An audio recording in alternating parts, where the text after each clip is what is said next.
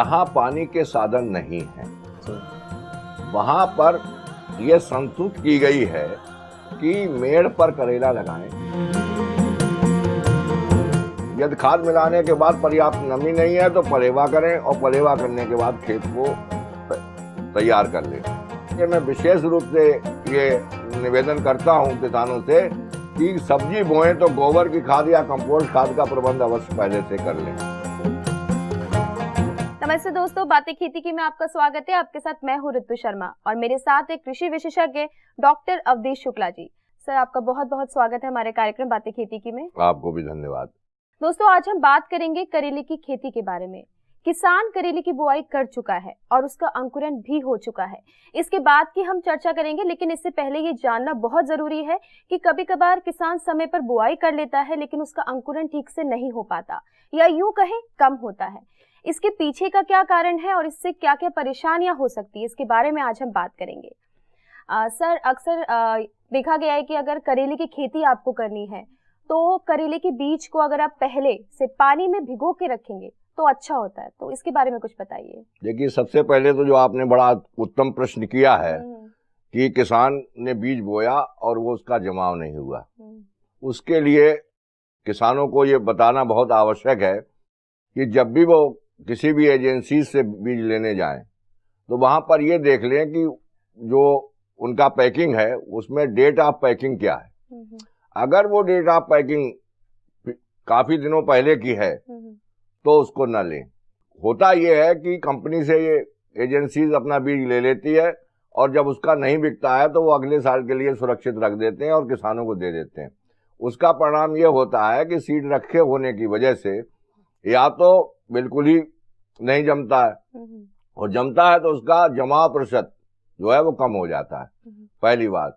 दूसरी बात यह है कि अनभिज्ञता के कारण बीज को किसी भी फर्टिलाइजर के जहां फर्टिलाइजर के कमरे में रख दिया तो जो फर्टिलाइजर से जो फ्यूम्स निकलती हैं, गैसें बनती हैं फर्टिलाइजर में, उनके संपर्क में जब बीज आता है तो बीज का अंकुरण जो है वो कम हो जाता है अथवा अंकुरण के योग्य वो बीज नहीं रहता है।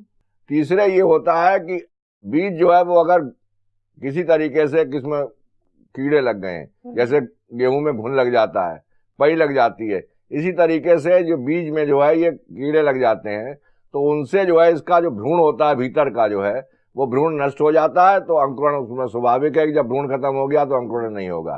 तो इन सब बातों का विशेष ध्यान रखना चाहिए और उसके अनुसार ही बीज जो है श्रेष्ठ बीज लेकर के अच्छी, जहां पर जिस किसी की साख हो ऐसी एजेंसी से बीज लेकर के, और उससे एक बार कहें भी ये बताइए बीज रखा हुआ तो नहीं है, बीज जो है वो आप इसी वर्ष का है, आपने कंपनी से अभी जो है लिया है, और उसकी इतना पूछने के बाद भी उसका पैकिंग पर जरूर देख लें कि डेट ऑफ पैकिंग क्या है, तब बीज लेंगे तो उसका 100% जो है वो अंकुरण होगा। सबसे पहले किसान क्या करे? देखिए, जब हमारे खेत का अंकुरण हो गया है तो सबसे पहले हमको ये देखना है कि अब ये पौधा जो है विकसित होगा, इसकी बढ़वार होगी, वृद्धि होगी। तो वृद्धि होते समय चूंकि आप सभी जानते हैं किसान कि कद्दू कुल की जितनी भी प्रजातियां हैं, जितनी भी सब्जियां हैं, इनका तना बहुत कमजोर होता है और तना कमजोर होने के कारण ये स्वतंत्र रूप से खड़ा नहीं रह सकता है। या तो ये जमीन पर रेंग करके बढ़ेगा या फिर इसको हम किसी चीज का सहारा देंगे तो उस सहारे से ये बढ़ेगा। तो अगर हमको अच्छी पैदावार लेनी है तो हमको इसके लिए जो है जाल तैयार करना चाहिए, और उसके लिए हमें करना क्या है कि हम बांस ले लेते हैं और बांसों को खेत में गाड़ करके और तार के द्वारा जो है हम पूरा जाल बना लेते हैं। और उस जाल को बनाते समय इस बात का ध्यान रखें कि जब उसमें हम निराई गुड़ाई करने घुसेंगे या हम फल तोड़ने घुसेंगे तो हमको कोई परेशानी ना हो, तो ऊंचाई का इस तरीके से ध्यान रखना चाहिए। तो जब हम इस तरीके का जाल बना लेंगे तो पौधे को हम उस पर जो है उस जाल पर जो है पौड़ाने की कोशिश करेंगे, उसको फैलाने की कोशिश करेंगे, और इस तरीके से जो है पौधा जो है अच्छी तरीके से अपना जो है विकास करेगा। जी सर, ये बताइए कि खेतों में जैसे हमारे किसान दोस्त खरपतवार नियंत्रण के लिए खेतों में क्या कर सकते हैं या उनको क्या करना चाहिए? देखिए, अगर किसी भी सब्जी को हम बोते हैं और पहली बार अगर हम खेत में बो रहे हैं तो पता नहीं कौन कौन से खरपतवार जो है उग सकते हैं। ऐसी अवस्था में हम बुवाई करने से पहले 3.3 किलोग्राम पेंडामेथिलीन 1000 लीटर पानी में घोल करके और हम जो है भूमि पर जो हमने खेत तैयार किया है उस पर हम छिड़काव कर देंगे, तो जो उसमें निकलने वाले खरपतवार हैं वो नष्ट हो जाएंगे। अब बात ये आती है कि अगर उसने ऐसा नहीं किया है, अगर उसने जो है पहले से भूमि उपचार खरपतवार के लिए नहीं किया है, तो जब अंकुरण हो चुका है और हम फसल को अपनी जो है जाल पर चढ़ा चुके हैं, तो ऐसी अवस्था में खुरपी की सहायता से हम जो है इसकी निराई गुड़ाई करते हैं। तो उसमें हमको ये है कि एक तो खरपतवार तो हमारे नष्ट हो ही जाते हैं, उसके साथ साथ मिट्टी जो है वो हमारी जो है भुरभुरी हो जाती है, जड़ों का विकास बहुत अच्छा होता है और जल धारण क्षमता, मिट्टी में पानी को रोकने की क्षमता यानी नमी, पर्याप्त मात्रा में नमी बनाए रखने की क्षमता मिट्टी में बढ़ जाती है। इस तरीके से जो है हमारे खरपतवार के लिए हम 2 बार निराई गुड़ाई करते हैं, एक 20-25 दिन पर करते हैं और एक 40-45 दिन पर करते हैं। तो इस तरीके से सारे खरपतवार जो है हमारे नष्ट हो जाते हैं। सर ये बताइए कि करेले की खेती के लिए सिंचाई कैसी होनी चाहिए? देखिए, जहां पानी के साधन नहीं है वहां पर यह संतुष्ट की गई है कि मेड़ पर करेला लगाएं और उसके बाद ड्रिप इरिगेशन। राजस्थान में विशेषकर जो है पानी की बहुत बड़ी समस्या है और वहां पर जो है वो ड्रिप इरिगेशन ही की जाती है। तो करते क्या है कि हम जो है मेड़ बना करके उस पर करेला लगा दिया और उसी पर मेड़ पर जो है वो नली लगी हुई होती है और उस नली में से छोटे छोटे नोजल होते हैं जो फुहार के रूप में पानी जो है छोड़ते रहते हैं, थोड़ा थोड़ा पानी जो है, तो उसको हम कहते हैं ड्रिप इरिगेशन।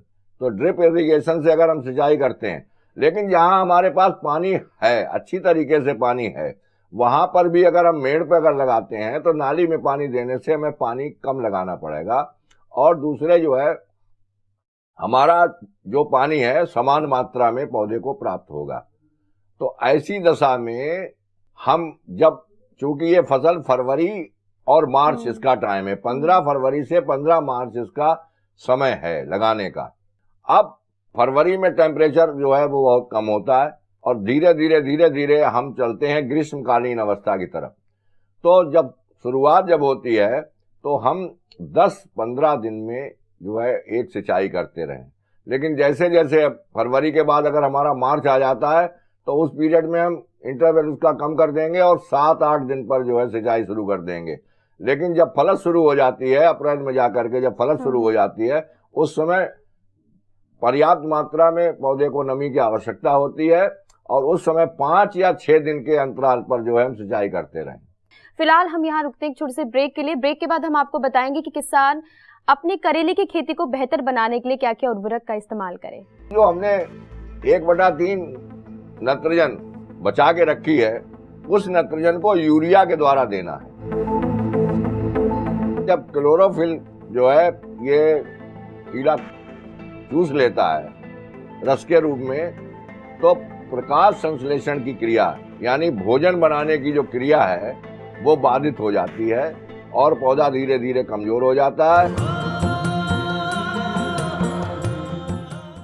दोस्तों, ब्रेक के बाद आपका स्वागत है बातें खेती की में।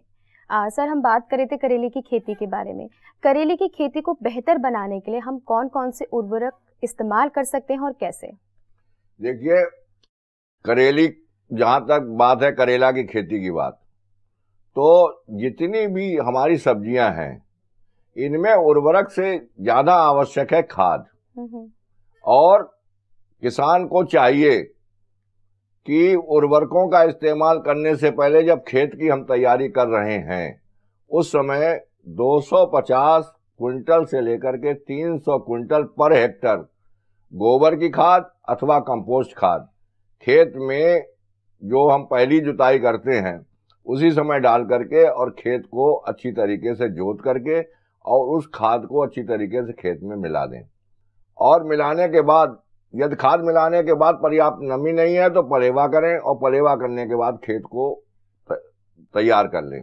खाद देना अत्यंत आवश्यक है, क्योंकि खाद देने से जो मिट्टी है हमारी, उसमें जल धारण क्षमता जो है बहुत अधिक बढ़ जाती है, और उर्वरकों को, जो हम उर्वरक देते हैं, उनको अपने में पोषक तत्वों को रोकने की क्षमता भी बढ़ जाती है।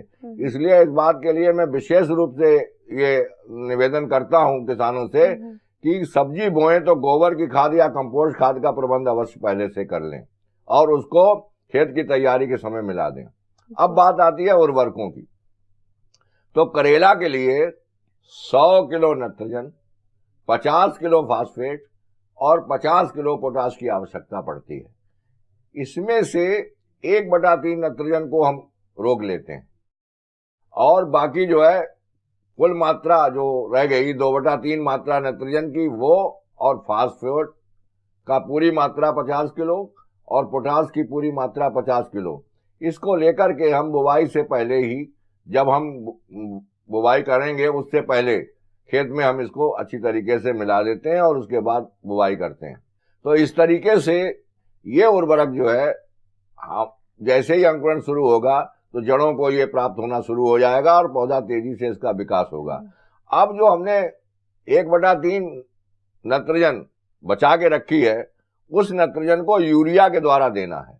और जिस समय करेला में फूल आता है उस समय इसका जो है घोल बना करके, यूरिया का घोल बना करके, और इसका जो है हम पर्णी छिड़काव, फोलियर स्प्रेइंग जिसे हम कहते हैं, मशीन के द्वारा करेंगे तो वो फूल जो है अधिक से अधिक जो है फल में परिवर्तित हो जाएंगे और पैदावार हमको अधिक मिलेगी। सर, अब हम बात करते हैं कीटों की।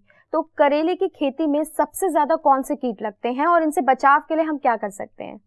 देखिए, करेला जैसा अपने स्वभाव से कड़वा होता है, उसके हिसाब से इसमें जो अन्य फसलों में जो कीड़े लगते हैं उतने कीड़े तो नहीं लगते हैं, लेकिन इसमें जो है एक कीड़ा लगता है जैसिड, जिसको हम कहते हैं हरा फुदका।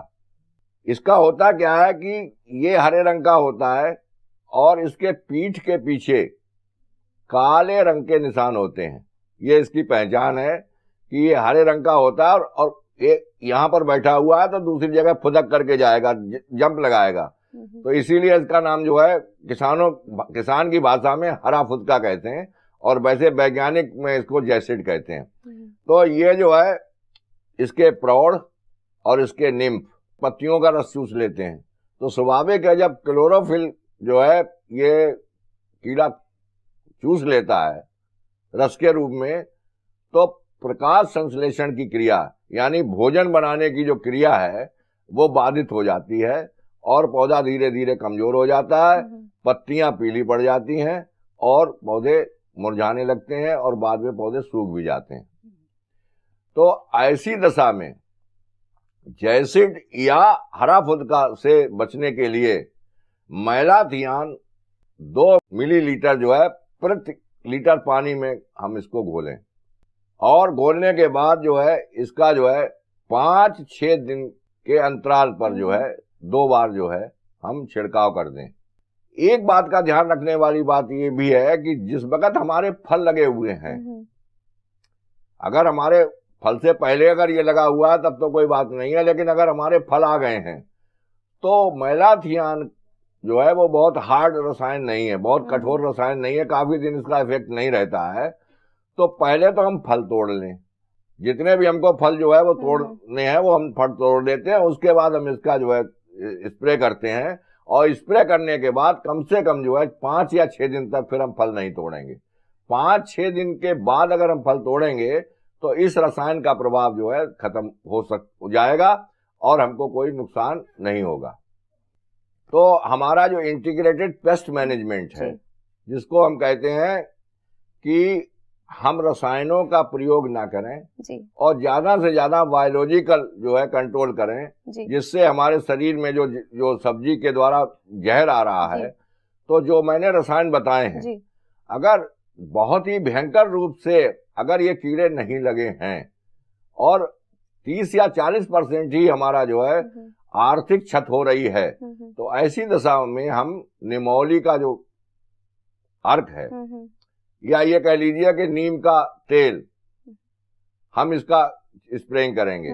तो जो निमौली हमारी है, जो नीम की होती है, जो आपने देखा होगा पीले रंग की होती है और उसमें जो भीतर एक उसमें गुठली होती है, पीला छिलका उसका आवरण उतारते हैं तो गुठली होती है। 40 ग्राम इसको हम ले लेते हैं और 40 ग्राम लेकर के इसको सुखा करके और अच्छी तरीके से बिल्कुल पाउडर फॉर्म में इसको हम कन्वर्ट कर देते हैं। और जब ये पाउडर फॉर्म में कन्वर्ट हो जाती है तो इसको हम फिर एक बर्तन में लेकर के और इसको जो है 40 ग्राम को जो है वो हम 1 लीटर पानी में घोलते हैं और उसको जो है किसी लकड़ी से अच्छी तरीके से खूब चलाते हैं।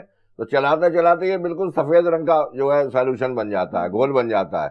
इसको जब हम जो है छिड़केंगे तो इसको 2 या 3 बार 10 दिन के अंतराल पर अगर हम छिड़कते रहेंगे तो हमको रसायनों की आवश्यकता नहीं पड़ेगी और हम उन विषैले पदार्थों से अपना को सुरक्षित भी रख सकते हैं और फसल भी हमारी सुरक्षित बनी रहेगी।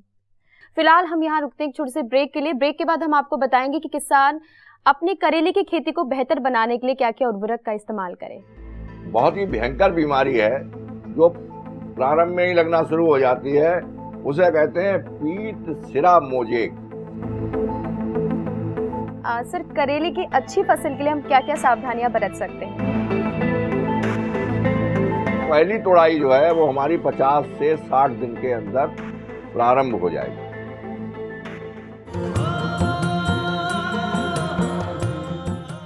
दोस्तों, ब्रेक के बाद आपका स्वागत है बातें खेती की में।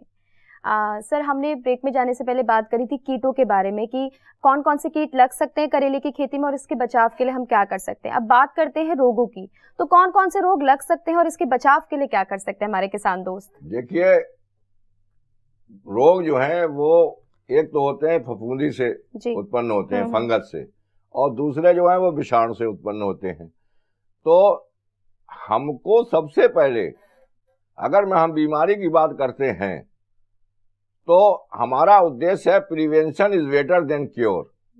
मतलब हम पहले ही उपचार कर लें कि ताकि हमें जो है बाद में जो है हमें परेशानी ना हो। तो बीज को पहले ही हम उपचार कर लें, बीज उपचार कर लें। और बीज उपचार करने के लिए हमारे पास बहुत सी दवाइयां हैं। थीरम है, कैप्टान है, वावस्टीन है। अब इनको करते क्या है कि इनकी मात्रा अलग अलग है। जैसे अगर हम थीरम लेते हैं तो 2.5 ग्राम प्रति किलोग्राम बीज से उपचारित करेंगे। अगर हम कैप्टान लेते हैं तो कैप्टान को 2 ग्राम प्रति किलोग्राम बीज के हिसाब से लेते हैं। और अगर हम वावस्टीन लेते हैं तो 1.5 ग्राम प्रति किलोग्राम बीज के हिसाब से इसको उपचारित करेंगे। अब बात आती ये है कि हम उपचारित कैसे करें। तो इनमें से तीनों नहीं लेने हैं हमको। इन तीनों में से जो भी रसायन अगर हमको मिल जाता है तो इस रसायन को हम लेकर के, और जो हमारा जितना बीज है 1 किलोग्राम के हिसाब से जो इकाई बताई गई है उसके हिसाब से जितना भी बीज है उसी हिसाब से उतने रसायन ले लेते हैं। और कहीं साफ स्थान पर जहां पर जो है हमारे रोग इत्यादि से बचते हुए जो है वो स्थान है, पक्का फर्श हो, साफ सुथरा हो, वहां पर उस बीज को डाल देते हैं। और डालने के बाद उसको हल्का सा छिड़काव, उस पर ऊपर हल्का सा पानी छिड़कते हैं। इतना पानी नहीं छिड़कते हैं कि जो पानी बह करके निकल जाए। तो पानी छिड़कने से होता क्या है कि उसमें नमी आ जाती है, और जब नमी आ जाती है तो उसके बाद फिर हम बीज को चलाते रहते हैं और उस पर जो है वो रसायन डालते रहते हैं। तो इस तरीके से रसायन जो है उस पर पड़ता रहेगा तो वो अच्छी तरीके से वो उस पर जो है जम जाएगा, उस पर लग जाएगा। जब अच्छी तरीके से हमारा बीज में जो रसायन चिपक गया तो हमारा समझ लीजिए कि अच्छी तरीके से बीज उपचार हो गया है। और इस बीज को अगर हम अंकुरित करेंगे तो हम काफी जो है अपना बचत कर लेंगे रोगों से। अब किसी अवस्था में अगर किसी किसान के द्वारा बीज उपचारित नहीं किया गया है अथवा वो उपचारित बीज लाया है एजेंसी से और उसके बाद भी वो बीज जो है वो कभी कभी ऐसा भी होता है कि कुछ ऐसी एजेंसियां भी हैं जो रिपोर्टेड नहीं है, तो वो खाली रंग लगा देती हैं और कह देती हैं उपचारित कर दिया गया है, और किसान भ्रमित हो जाता है, और उसके बाद जब बो देता है तो उसमें बहुत बीमारियां लगती हैं। तो इसलिए अगर जरा सा भी संदेह हो तो बीज उपचारित अवश्य अपने आप घर पर जो है बीज उपचारित कर लें। अब बीज उपचारित करने के बाद भी यही हमारा जो है मौसम खराब होता है, और मौसम खराब होने के कारण जो है हमारी बीमारियां लगती हैं। तो सबसे पहले बीमारी जो हमारी लगती है वो है पाउडरी मिल्ड्यू।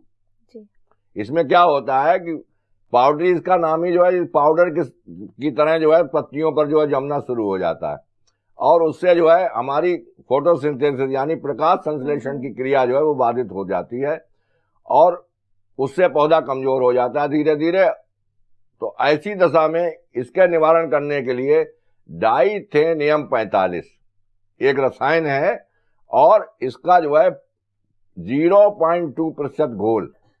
अब 0.2% घोल को किसान को सीधा सीधा समझाने के लिए ये है कि 2 ग्राम हम रसायन लें और 1 लीटर पानी में हम इसको घोलें, और अगर हमारा मान लिया बहुत मात्रा में तो हम इसको ग्राम को किलो में बदल देंगे। हम कहेंगे 2 किलो जो है 1000 लीटर पानी में घोलें, और इस तरीके से ये घोल करके और अगर इसका हम छिड़काव करेंगे तो ये हमारा जो है डाउनी मिल्ड्यू जो है इसका उपचार हो जाएगा जी। अब उसके बाद आती है पाउडरी मिल्ड्यू। पाउडरी मिल्ड्यू में भी यही इसी तरीके का है कि इसमें भी जो है पाउडर लगता है। तो इसके लिए जो है कैराथेन एक रसायन है, अगर ये मिलता है तो ठीक है, नहीं मिलता है तो बावस्टीन, और इसका जो है 1% घोल जो है हम बना करके और इसका छिड़काव करेंगे तो इस बीमारी से हमारा पाउडरी मिल्ड्यू से हमारा छुटकारा मिल जाएगा। उसके बाद एक बहुत ही भयंकर बीमारी है जो प्रारंभ में ही लगना शुरू हो जाती है, उसे कहते हैं पीत सिरा मोजेक। तो जो सिराएं होती हैं, जो इसकी जो सिराएं होती हैं ना, वो धीरे धीरे जो है पीली पड़ना शुरू हो जाती हैं, और ये बीमारी जो है ये वायरस की बीमारी है, वायरस से ही ये बीमारी फैलती है। और ये बीमारी जब मान लिया कभी बरसात अगर का मौसम एकदम आ गया अचानक, जायद में अब बरसात भी हो जाती है, तो वर्षा होने पर ये बीमारी अधिक लगती है। अगर स्वच्छ वातावरण है और अच्छा प्रकाश बना रहता है और धूप अच्छी बनी रहती है तो ये बीमारी का डर नहीं रहता है, लेकिन बादल होने पर या बरसात होने पर यह बीमारी बहुत तेजी से फैलती है। और इसमें सिराएं और पत्तियां जो हैं वो पहले जो है पीली पड़ती हैं और बाद में जो है पौधा धीरे धीरे मरने लगता है, और जो नई पत्तियां निकलती हैं इसकी ये पहचान है वो सिकुड़ने शुरू हो जाती हैं। तो इसके लिए जो है हमारा जो है डाइमेक्रा एक रसायन है 10 डाइमेक्रा 100 EC, इसका जो है 1 मिलीलीटर जो है 3 लीटर पानी में हम घोलते हैं, और 3 लीटर पानी में घोलने के बाद फिर जब हम इसको जो है हम छिड़काव करेंगे तो इससे उपचारित करने के बाद, इससे छिड़काव करने के बाद हमारा बचाव हो जाएगा। सर, करेले की अच्छी फसल के लिए हम क्या क्या सावधानियां बरत सकते हैं? देखिए, अगर हमको अच्छी पैदावार लेनी है तो हम गोबर की खाद या कंपोस्ट खाद डालना ना भूलें। पर्याप्त नमी हो तभी हम बीज को बोएं। बीज देख लें कि हमारा रखा हुआ बीज तो नहीं है, स्वच्छ बीज है और ताजा बीज है। उसके बाद हम जो है बराबर इस बात का निरीक्षण करते रहें कि हमारी बेल जो है जाल पर अच्छी तरीके से फैल रही है कि नहीं फैल रही है, और इस तरीके से इन बातों पर हम ध्यान देंगे तो हमको 150 क्विंटल से लेकर के 200 क्विंटल प्रति हेक्टर उपज मिल जाएगी, और पहली तोड़ाई जो है वो हमारी 50 से 60 दिन के अंदर प्रारंभ हो जाएगी। सर, आपने हमारे किसान दोस्तों को करेले की खेती से जुड़ी बहुत महत्वपूर्ण बातें बताई, और आपका हमारे स्टूडियो में आने के लिए बहुत बहुत धन्यवाद। आपने मुझे स्टूडियो में आमंत्रित किया, उसके लिए मैं आपका महान आभारी हूँ। फिलहाल आज के एपिसोड में बस इतना ही। उम्मीद करते हैं कि आपको आज का हमारे कार्यक्रम पसंद आया होगा। अगर आपका कोई भी सवाल या सुझाव है तो आप हमें टीवी स्क्रीन पर दिए गए नंबर या पते पर संपर्क कर सकते हैं। हमारा पता है 302A पोसाइडन टावर ऑफ यारी रोड, वर्सोवा, अंधेरी वेस्ट, मुंबई 400061। हमारा ईमेल आईडी है bkk@greentvindia.com। आप हमें कॉल भी कर सकते हैं। हमारे फोन नंबर हैं 0120-498-0000 और 498-0011। अपने टीवी पर ग्रीन टीवी देखने के लिए अपने केबल ऑपरेटर या DTH ऑपरेटर को तुरंत कॉल करें और हमें लिंक भेजें info@greentvindia.com पर। SMS या व्हाट्सएप करें 9769577049 पर। फिलहाल मैं ऋतु शर्मा आपसे इजाजत लेती हूँ। नमस्ते।